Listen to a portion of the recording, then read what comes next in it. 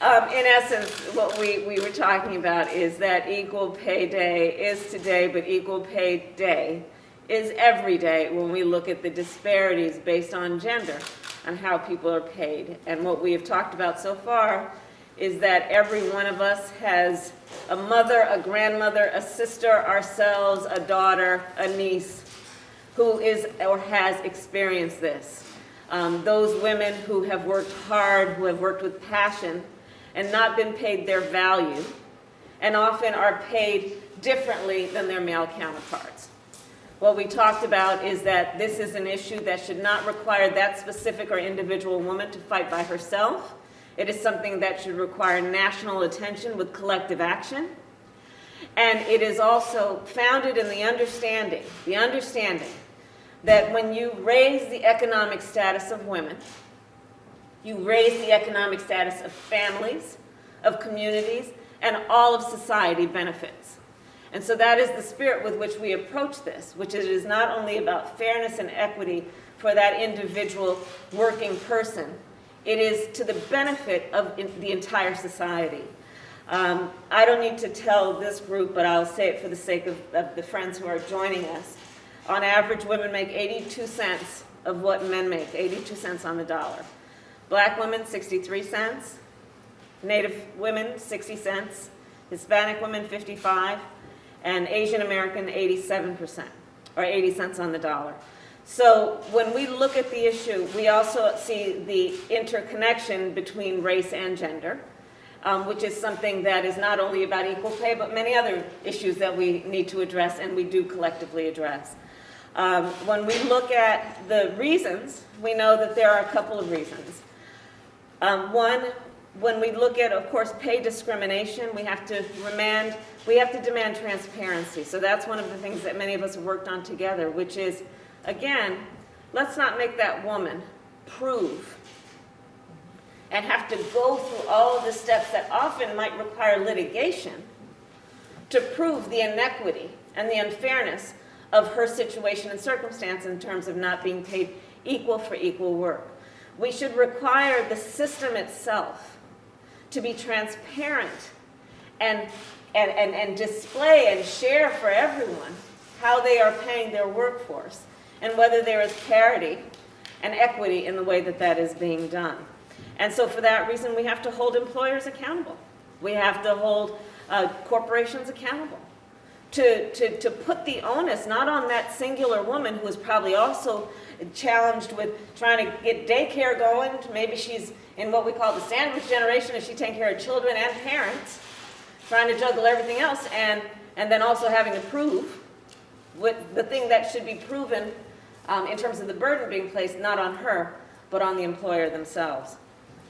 We know that women, and to this point, take a greater share of caregiving in households, and so they are more likely to work part-time. They are more likely to perhaps not take full advantage of what might be promotions or extra work, and because that would require her to work around the clock or at hours that she cannot work because of her responsibilities in terms of her family. We should be looking at that too on the issue of pay equity, which is what are we doing in the workplace to allow women to pursue their career, to seek advancement without having to take on so many sacrifices because of the other traditional duties of a woman, especially in the context of a family. We should also appreciate that women are overrepresented in professions that are underpaid.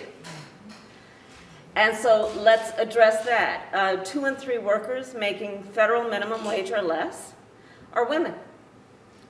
And just so everyone is clear, I know all the friends are, federal minimum wage is $7.25 an hour. The math on that is $15,000 a year for working a 40-hour week. So let's deal with that. Let's deal with the fact that 1 in 3 of those women are women of color. So these are some of the issues. Then before I close my comments, I'll also mention what we have sought to address in terms of this issue in the context then of the pandemic, which, as many of us know, has been, what I like to say, it's been an accelerator in many ways those things that were fissures and fractures and failures of the system that existed since the beginning of time, only became more apparent and exaggerated during the course of the pandemic. And so that relates to everything in terms of affordable child care, the availability of child care, paid sick leave, paid family leave, all of those issues that contribute to the disparities in the workplace based on gender. So one of the things that we did with the American Rescue Plan is recognizing that over 2 million women had to leave the workforce. We attempted to address it in terms of doing what we could to acknowledge the widening wage gap, address that around issues, again, about childcare and small businesses, but also about the checks that we sent out, $1,400 checks, and I'm told that we reached the 100 millionth check today. But the idea was to get folks and get workers, including women workers, to have the assistance they need to survive these days to get back up on their feet. And then we also are dealing with, in the American Rescue Plan, a vision, and the vision is about what we need to do around the care infrastructure, what we need to do, and I know we have a number of folks who are leaders in this regard in this meeting.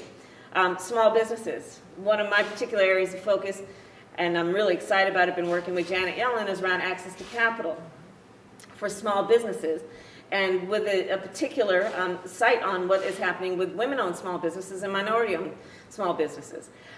There is the work we need to do around giving workers a voice and giving them their power. Recently, I convened, and some of them are on the Zoom, women leaders in labor, in organized labor, unions, talking about what we need to do collectively, again, to uplift and understand the value and the dignity of work, but also see the connection between women who work as union members and pay disparities, meaning they actually better pay when they are a member of union than when they are not. And so how are we dealing with that? And the bottom line is this. This is an issue that should not be and is not just a woman's issue. You know, I've been the first woman in many positions I've held. And people say, well then, talk to me about women's issues. You know, these reporters that put a microphone in front of you, talk to me about women's issues. And I look at them and I say, you know what? I am so glad you want to talk about the economy. Because that's the reality. When you deal with the economic condition of America, you must address the economic condition of women. And with that, I will now turn the proverbial microphone over to the chair of our Council on Economic Advisors, C.C. Rouse. Thank you, Vice President Harris, and thank you for holding this important discussion. Over the last year, economic activity slowed as we endured a once-in-a-century pandemic, as you just described. Today, over 4 million fewer women are working than a year ago. Millions more have had to reduce their hours.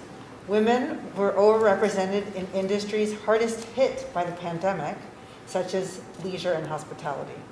They were also more likely to have reduced work hours as they took care of children sent home from childcare and school, and as well as elderly parents in need of home care. This has hit women of color particularly hard and eroded more than 30 years of progress women have made in the labor force. With vaccines rolling out, this country is on the brink of economic recovery. But even as the economy begins to accelerate, it will likely take longer for women to benefit. The longer workers are out of the workforce, the harder it is for them to return. Further, until children are back in school and childcare full-time, it will be harder for women in particular to get back to work. The American Rescue Plan will help women and families weather this crisis by extending and supplementing unemployment insurance benefits, safely reopening schools, expanding childcare assistance, providing economic support to households across the country, and helping Americans stay in their homes. It is critical life support to a country crippled by the pandemic and resulting economic damage. But the ultimate goal cannot simply be to bring us back to the status quo. If nothing else, the pandemic laid bare what many already knew. There are long-standing barriers in this country that have prevented women from fully participating in the labor force. Until we take them on full force, our economy will not realize its potential. Neither will the women who contribute so very much. Thank you. Thank you, thank you. And let's see, and then now I'm going to pass it over, yes, I'm going to now introduce to everyone the great Heather Boucher, who is a member of our Council on Economic Advisors. Heather. Thank you. Thank you so much, Madam Vice President, for hosting this really important conversation. Thank you, Cecilia, for your great remarks. So, the COVID-19 pandemic has unmasked underlying fragilities across our economy. It's exposed the vulnerabilities in our care system while showing how foundational the care economy is. Without it, people cannot get to work. Women still bear the brunt of our nation's care crisis.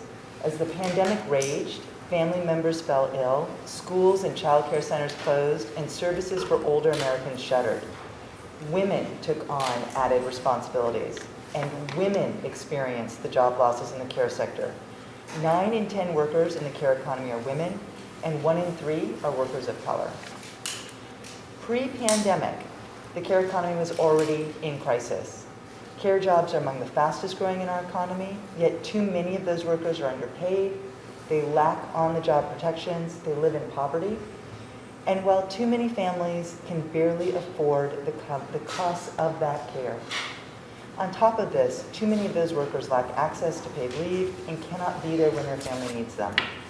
All of these challenges loom larger for those on the lower end, the lower leg of that K-shaped economy that we talk so much about. To ensure American competitiveness, we must invest in the care economy.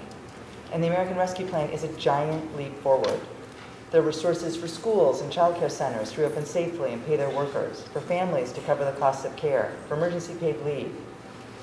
We also need to shore up the foundation of our economy through investing in comprehensive care infrastructure to ensure that both women and their families can access the care they need, and that those caring for our nation have good jobs.